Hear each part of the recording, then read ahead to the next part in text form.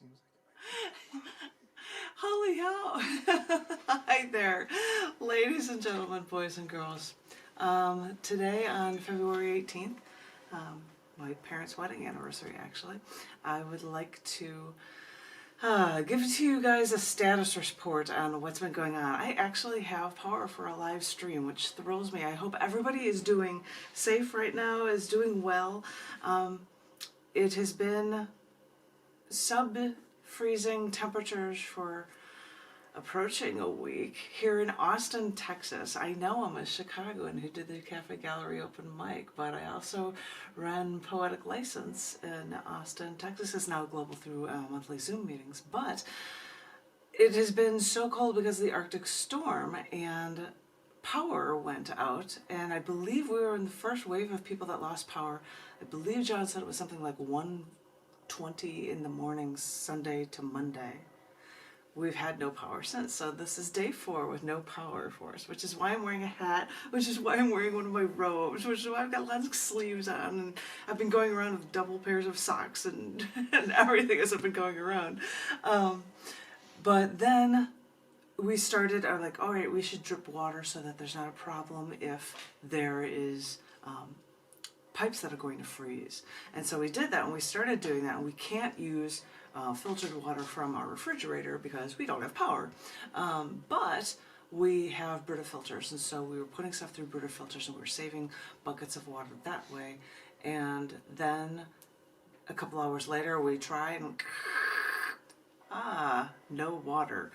We can't wash our faces or take a shower or flush a toilet. I will luckily say we have a big bathtub, and we decided to take a bath, and John is a man that brews beer as well, and he was working on, I don't know if it was the Enigma wine or if he was doing the Black Lodge Berry Wheat,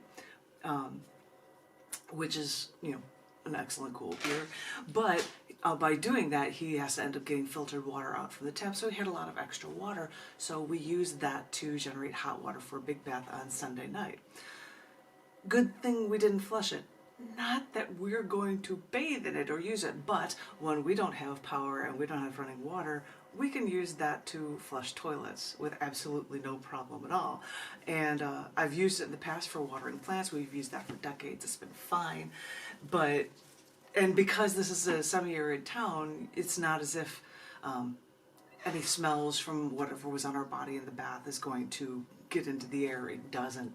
Unlike being in Chicagoland area when you're right next to Lake Michigan. So we've got some water. We've got from John's camping days camping supplies so that we could do dry washing of our hands and underarms and our face, and stuff for showering as well, which is really fun. I think after the first day I thought about the fact that we were camping in Antarctica. When we were there, we had one option to camp, and I said, it's going to be absolutely miserable, but you know, you're here, you have to do it. And when we did that, we had bivy sacks, which are kind of like big baggy condoms, and that is what you try to do to cover your head at least while you were camping for the night. And I thought, wait, John, you've got a tent. Why don't we put a tent on top of our bed? So we did that, and it was greatly helpful because it kept all of our exhaling in our body heat. Yes, there was an opening. You could breathe. You wouldn't go losing air for it. And it was good for the first night, and then it got colder for the second night when it was hovering at 51, maybe 52 degrees if we had a bunch of candles lit, which I've got so many candles sitting around for when we'd sit and have dinners, which becomes during the day because we don't have lights at nighttime and we just play cards by candlelight at night. But we were just getting so cold that by the second day I'm like, this is getting really cold. And you would think heat rises. You would think that the upstairs would be warmer than the downstairs, but it is not, because heat from the ground comes up right at the bottom of the floor, on the first floor, and by the time that heat gets up toward the second floor, it's already cold. So by the third night we said, okay, the nice thing about the tent that John got, which I'm looking at right over there next to the dining room table now, is that he had bought it with an inflatable queen size mattress, and he bought them intentionally because it fit perfectly inside of it. So yesterday evening, as we were playing cards and had candles lit everywhere, John did a lot of the work for blowing up, battery pack, but we're setting up to get the inflatable mattress in there and lots of blankets tucked in, so it would try to feel like a normal, normal bed again, if that's even possible. When we were upstairs, we have 2 cats. One cat we've had since he was a month old, Zach. He just knows us and loves us, and everyone thinks he's adorable, and he's just, happy-go-lucky guy, whatever. And in June, he will be 18. And the other cat we have is Minx, who was given to us by a woman who couldn't keep her cats any longer. And she's a couple of years younger, and she is like a short little button, and she's got this cute little high little squeak, and she's just the most adorable thing ever. But she is deathly afraid of human contact.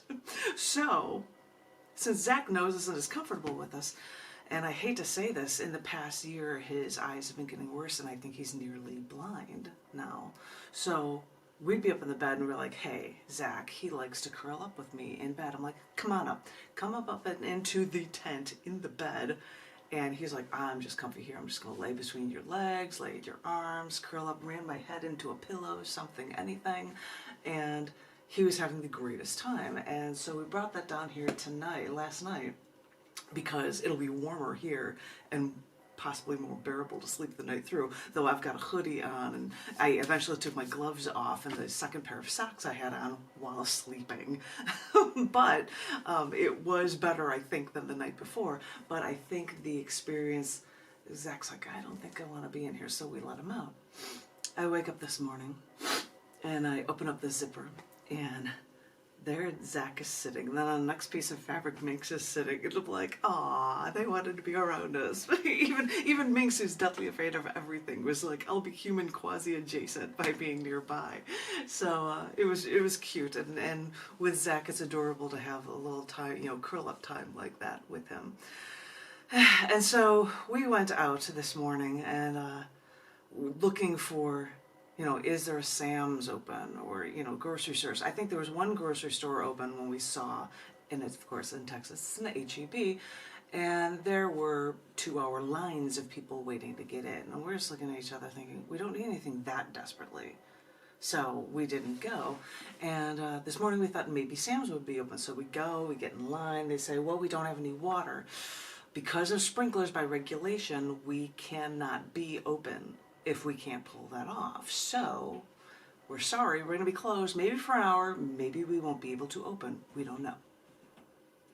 So we say, okay, as we're standing in line, and I'm standing in the do not block exit doorway just because it would be less of a draft while I'm in line outside, talking to a woman. She said, oh, the Home Depot over at this location actually has mini charcoal bricks on sale, tiny ones, which will get to higher temperatures, and we might be able to cook something more than warming soup for meals from the grill outside, because that's the way our meals have been going, because we don't have, brick. We have large bricks, but we get up to 250 degrees in an oven.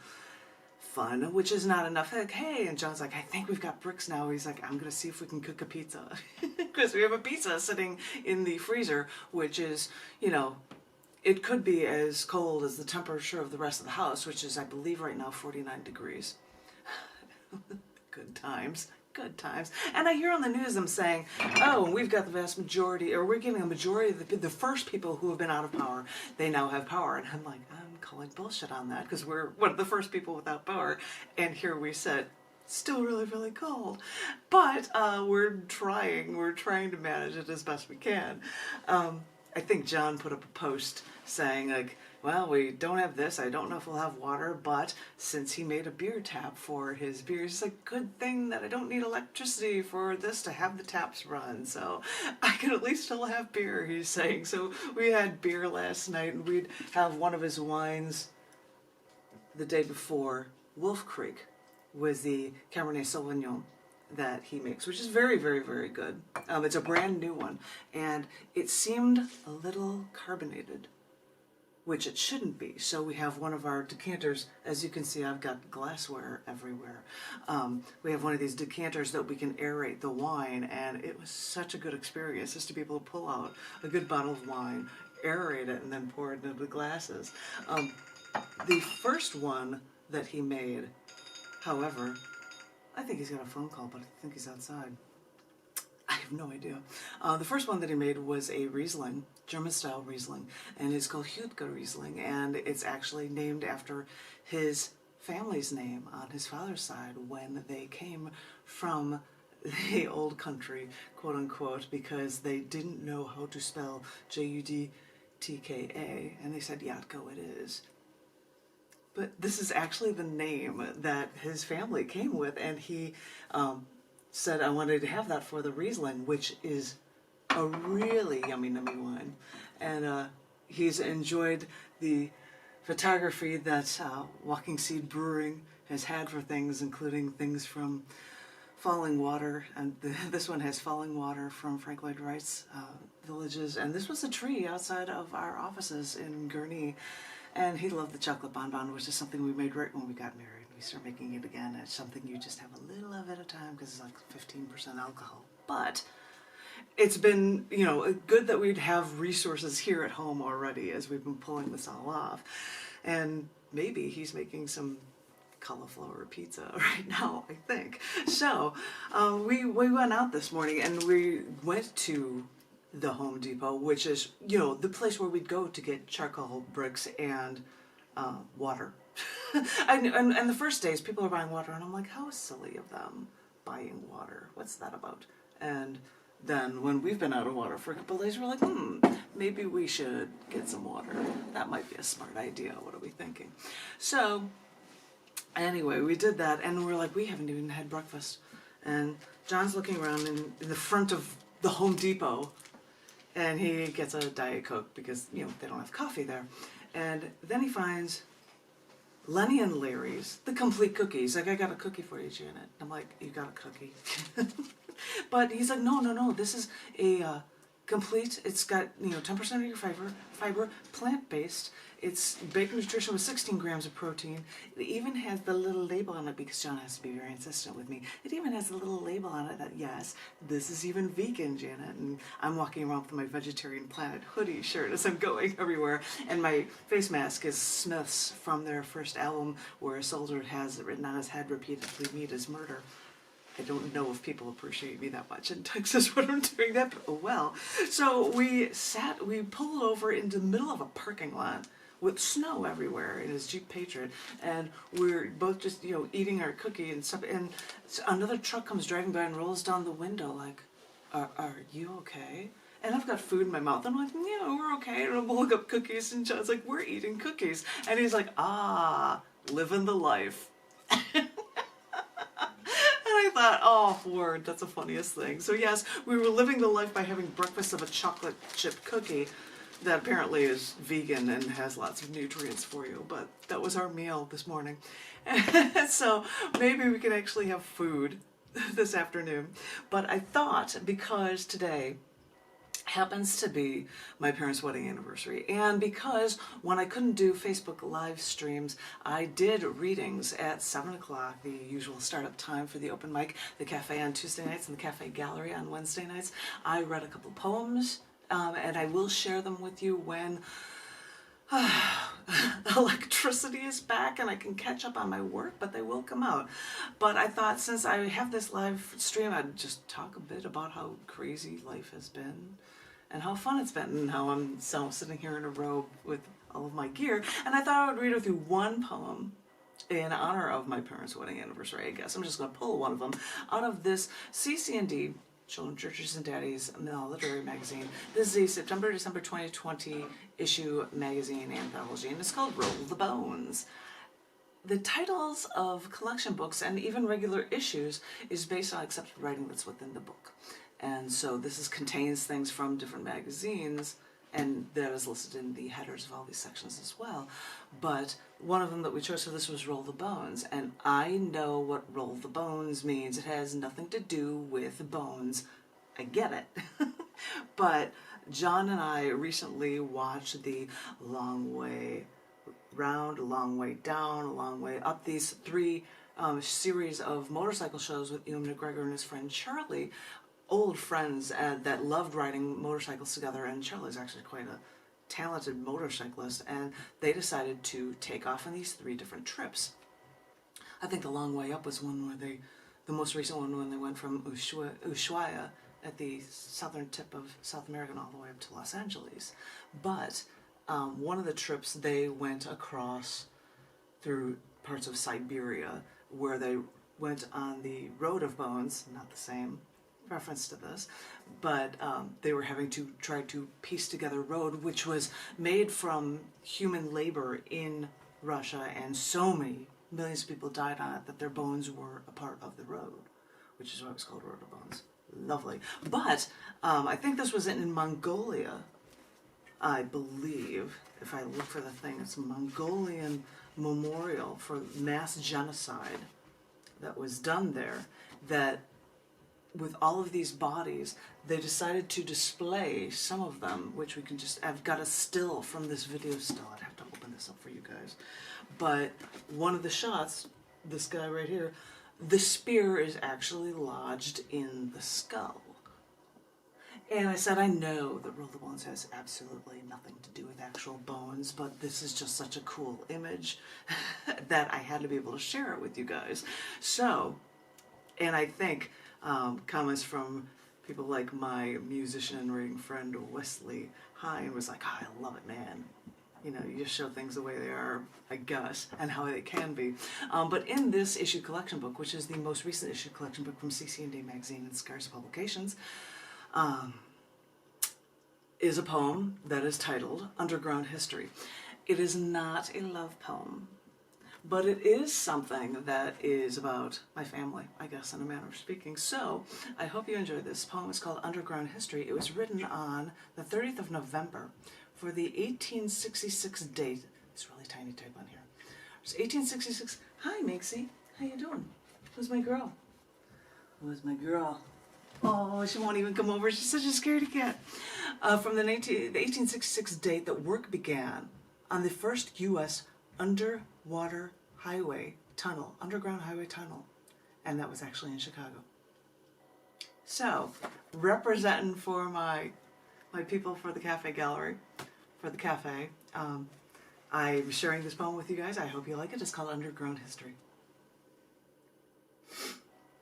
When I first took the L train into Chicago to commute every morning, I would take the Red Line along Lake Michigan for work. But in most of my years, and the only place I would ever call my home, I was taking the train from O'Hare Airport, taking the Blue Line.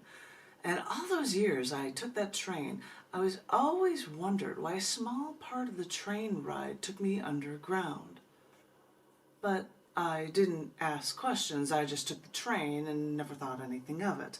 I never thought of all that concrete lining our way underground. Johannes immigrated here, and later my father took over my grandfather's concrete construction company.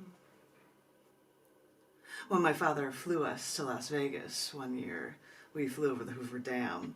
His only words were, "Look at all that concrete." But over 150 years ago, Chicago started work on their first underwater tunnel under the Chicago River, a tunnel which, with one lane for pedestrians and 2 lanes for horse-drawn carriages. Anyone who knows Chicago now might think this sounds ludicrous, but after the Chicago fire, people looked for more stable forms of travel, and underground, away from fire, seemed the way to go.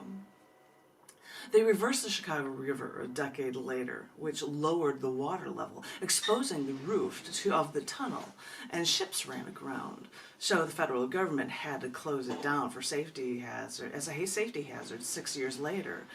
So to reconstruct, they changed it and added concrete, and after streetcars ran, it was converted to the subway, the underground parts of the L train, as Chicago commuters know. a lot of construction and reconstruction existed in the Chicago rail systems, and a lot of plans were canceled. But it's cool to see that this concrete that runs through my family's veins was a part in making those underground tunnels us Chicagoans use today. Some people may say only the rural folk are grounded in the dirt of the earth and feel the roots of this land that we live on. But I beg to differ, because some city folk like me can actually feel grounded with the concrete we pour that pulls us in and literally bonds us to this land, both above ground and even below, where we'd least expect it, to make our lives more complete. Ladies and gentlemen, boys and girls, I had to share that poem. There are a few other poems that are in this collection book that relate to Chicago. Things about the Chicago fire. But the thing is, they don't relate to my own family. Judging the Chicago 7, that's another one that's in here that I will share with you guys in the upcoming months. But that one actually relates to the concrete companies that my dad took over from my father, Johannes. John A. Kuypers, Johannes Albertus Kuypers. And so I thought that would be a good one to share in honor of my parents for their wedding anniversary. They stayed together till the end, till death do us part, which is beautiful. And I hope during these winter times everyone is staying safe. Oh, I probably should say, by the way, if anyone is interested, Scars Publications. Scars Publications. I don't know if cameras can see it. Their website address is scars.tv. This is an issue collection book for cc&d magazine called Roll the Bones. If you want to know about cc&d magazine, you can go to scars.tv, find the cc&d logo and click it, or you can say scars.tv/ccd. That works as well. It was founded in 1993. Another magazine used to be, that's run by Scars, started in 2000. Started as an insert to cc&d in 1994. It was called Down in the Dirt. That one has come out and people really like that name, Down in the Dirt. No matter, they're both my babies. If you want to know anything about them, you can go online to scars.tv. There are email addresses for sending submissions if you would like to be a part of this. What did one of the poet friends I've talked to recently say? One of the few underground magazines that are still there, instead of having to be stuck in things from collegiate world and what things are accepted in social norms and blah blah blah, or oh, your themes have to talk about this. And for years this has been things that we've accepted poetry from people in prison or people from Uganda to China. We had China in here recently. Anybody that can find us, and this is why we leave issue links for free online, as well as issues that anybody can order now through Amazon. We try to make it available to as many people as we possibly can. So if you want to know anything about it, you can always find out at scars, scars.tv. I find out about either magazine, cc&d or Down on the Dirt. This book, Roll the Bones, was just recently released, and it's available through Amazon throughout the United States, Canada, Mexico, what am I going to say here, UK, all of Europe, China even, and I believe that Australia can order it, and I think India can as well. I feel bad for my African friends who ask about it. I'm like, I'm really sorry. If you know somebody in any of these places, they can ship it to you. There's only so much I can do, but that's why I thought if I go through Amazon, as many people could get it as possible. I'm trying.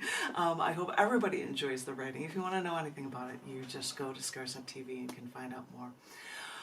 If you want to know more about me through that as well, you can find me on Facebook, you can find me on Twitter, you could, well, not right now because I can't get online. I'm stunned if this actually goes live. I'll be thrilled. Oh my God, I actually got internet access? I don't even have power in my home. But find out about me and ask me anything you would like, and I'd be more than happy to help. I hope everyone is remaining safe and remaining warm. I'm sure it's colder in Chicago, but I'm sure that you at least have power in your homes, and it's not as if your house is a refrigerator like ours is right now. I hope, and there goes Mixie walking by again. She's like, I'm not coming by. I don't trust that mommy. She's going to take me hostage. But I hope everyone is remaining safe. I hope everyone is remaining creatively inclined. And keep in mind that if you think things are just getting too tough and you don't know if you can take it anymore, oh, I've had moments like that too. Even in this, I'm like, I don't know if I can take this another evening, sleeping in this cold, and it's only getting worse. Yay! Anywho, if you think that things are tough, just keep telling yourself, reminding yourself that you are not alone, that things will get better, and that you are loved. You really are. And we'll all get through this together. So you guys hang in there.